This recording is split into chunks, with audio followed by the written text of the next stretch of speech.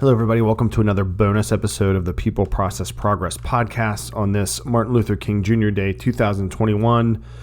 I thought in this time of divisiveness, of seemingly no leadership, or gosh, who knows what to call the state of leadership, that we would celebrate Dr. Martin Luther King Jr. and an example of what it's like to lead others through your words, through your example, through your actions.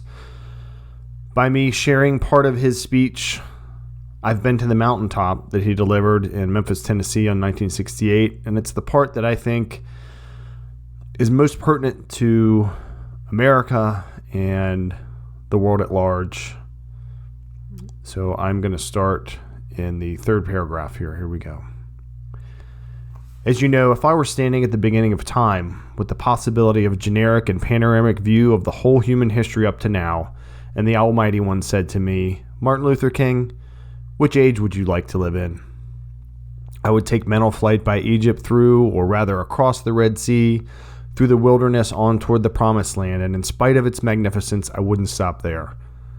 I would move on by Greece and take my mind to Mount Olympus, and I would see Plato, Aristotle, Socrates, Euripides, and Aristophanes assembled around the Parthenon as they discussed the great and eternal issues of reality. But I wouldn't stop there. I would go on, even the great heyday of the Roman Empire, and I would see developments around there through various emperors and leaders, but I wouldn't stop there. I would even come up to the day of the Renaissance and get a quick picture of all that the Renaissance did for the cultural and aesthetic life of a man, but I wouldn't stop there. I would even go by the way that the man for whom I'm named had his habitat, and I would watch Martin Luther as he tacked his 95 theses on the door of the church in Wittenberg, but I wouldn't stop there. I would come on up even to 1863 and watch a vacillating president by the name of Abraham Lincoln finally come to the conclusion that he had to sign the Emancipation Proclamation, but I wouldn't stop there. I would even come up to the early 30s and see a man grappling with the problems of the bankruptcy of his nation, and come with an eloquent cry that we have nothing to fear but fear itself, but I wouldn't stop there. Strangely enough, I would turn to the Almighty and say, if you allow me to live just a few years in the second half of the 20th century, I will be happy. Now that's a strange statement to make, because the world is all messed up. The nation is sick. Trouble is in the land. Confusion all around. That's a strange statement, but I know somehow that only when it is dark enough can you see the stars. And I see God working in this period of the 20th century in a way that men, in some strange way, are responding. Something is happening in our world. The masses of people are rising up. And wherever they are assembled today, whether they are in Johannesburg, South Africa, Nairobi, Kenya, Accra, Ghana, New York City, Atlanta, Georgia, Jackson, Mississippi, or Memphis, Tennessee, the cry is always the same. We want to be free. And another reason that I'm happy to live in this period is that we have been forced to a point where we're going to have to grapple with the problems that men have been trying to grapple with throughout history, but the demand didn't force them to do it. Survival demands that we grapple with them. Men, for years now, have been talking about war and peace, but now no longer can they just talk about it. It is no longer a choice between violence and nonviolence in this world. It's nonviolence or non-existence. That is where we are today, and also in the human rights revolution. If something isn't done and in a hurry to bring the colored peoples of the world of their long years of poverty, their long years of hurt and neglect, the whole world is doomed. Now I'm just happy that God has allowed me to live in this period, to see what is unfolding, and I'm happy that He's allowed me to be in Memphis. I can remember when Negroes were just going around, as Ralph has said so often, scratching where they didn't itch and laughing when they were not tickled. But that day is all over. We mean business now. We're determined to gain our rightful place in God's world. And that's all this whole thing is about.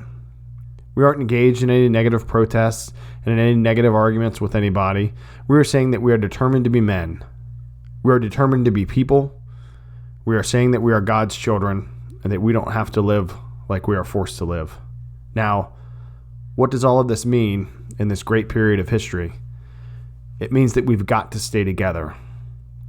We've got to stay together and maintain unity. Whenever Pharaoh wanted to prolong the period of slavery in Egypt, he had a favorite formula for doing it. What was that? He kept the slaves fighting among themselves. But whenever the slaves get together, something happens in Pharaoh's court, and he cannot hold the slaves in slavery. When the slaves get together, that's the beginning of getting out of slavery. Now, let us maintain unity.